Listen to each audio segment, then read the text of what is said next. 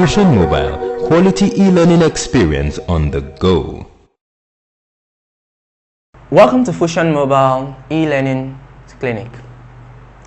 My name is Tonya Olaoluwa and I've been taking you through physics. We'll be discussing magnets in this topic, and on the magnet we'll be looking at what is a magnet and magnetic materials. We'll also look at the properties of a magnet and patterns. We'll discuss the theory of magnetism, magnetization and demagnetization of metals or magnets, and we'll conclude the matter with magnetic properties of iron and steel. So let's start. What is a magnet? A magnet is a device which attracts certain materials, metallic materials, to itself. It's actually being used to sort iron from other materials most times. It does not attract all metals because not all metals have the potential to be attracted to a magnet. So there are certain properties that determine. There are certain properties that we look at and we describe them as magnetic properties, which are those things that a magnet should possess, or a metal rather should possess, for it to be magnetable by a magnet, for it to be attractive, for a magnet to attract it to itself. Now take note of certain things. A magnet always has a north pole and a south pole. The sweetest part of the whole thing is if we cut a magnet into two, it automatically develops a new north and a new south, which means there will be an additional north pole and an additional south pole. In the principle of magnetism, north poles will always attract a south pole, while a south pole will always attract a north pole. Similar poles will repel each other, and non-identical poles would be attracted to each other. In a few seconds, a question will pop up on your screen to assess what you understand from this short conversation we had now. Welcome back. So we discussed what magnet is, and we'll be looking deeper into magnetic materials and magnetic properties. Let's start with properties of a magnet. Properties of a magnet. A magnet has two ends, which are called the poles. We have the north pole and the south pole. Now, when a magnet is tied to a rope and is allowed to hang in mid-air, the magnet begins to turn until it is able to point to the north and the south.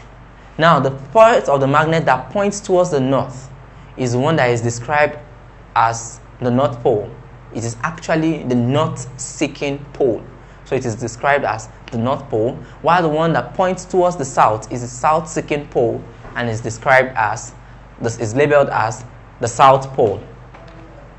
And third particular property of magnets is that in magnetism, like poles repel, unlike poles attract.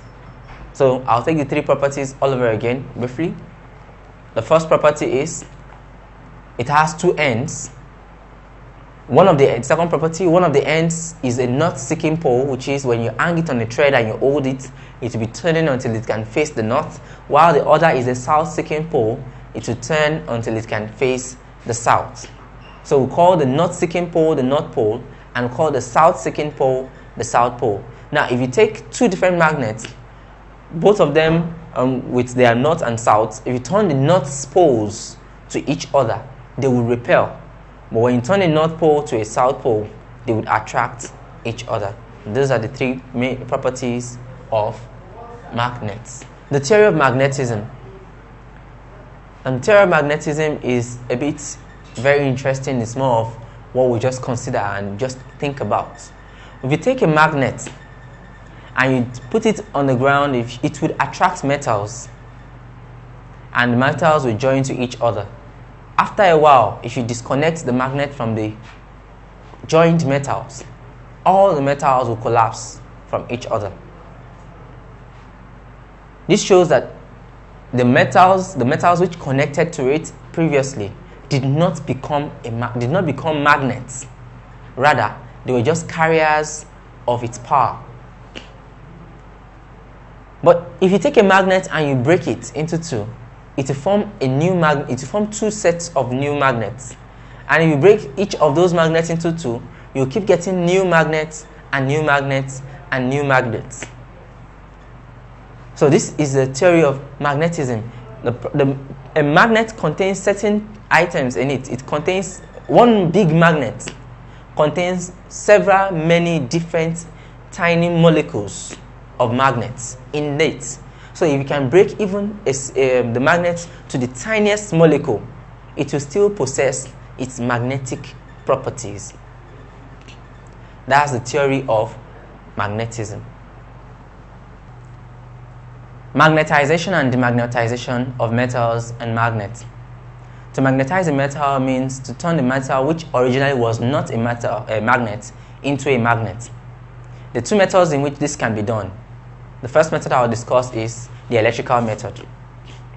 Using the electrical method, you take the metal you want to magnetize and you put it into a roll of selenium coil that has many rolls, of course, rolled many times, coiled. When you place it there, you connect your selenium coil to a source of direct current, and you leave it for some time. After leaving for some time, you leave it for some time, and after a while, when you go back there, you take it out, you get your magnet. Another method for getting this all done is also using the striking method. In the striking method, you take a permanent magnet or two permanent magnets, and you use the north pole to strike half of the magnet outward, several strokes, and you do the same. The south pole, strike the other half of the magnet several strokes.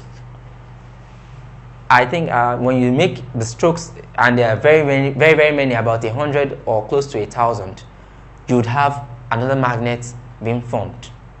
You can also use the double stroke where you strike from the center, of course, outward with two different magnets, one north pole while the other south pole at the same time.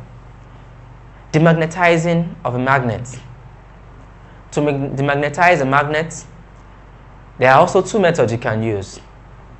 The electric method is the first I will be discussing. In the electric method, you put your magnet into the selenium coil, line it in the east-west axis, and you pass alternating current through it for some time. You pass alternating current through it for some time. Now, after a while, when you pull out when you pull out the metal that is there, you will find out that it has lost its magnetic properties. Another way to demagnetize a magnet is to lie the magnet down in an east-west direction, on the east-west axis, and heat the magnet for a period of time. Heat it till it is red hot. By the time it cools back to its original state, it would have lost its magnetic properties. Magnetic properties of iron and steel. Magnetic properties of iron and steel. Experiments have shown that these are the major differences between the magnetic properties of iron and steel, and these include the fact that iron is more easily magnetized than steel.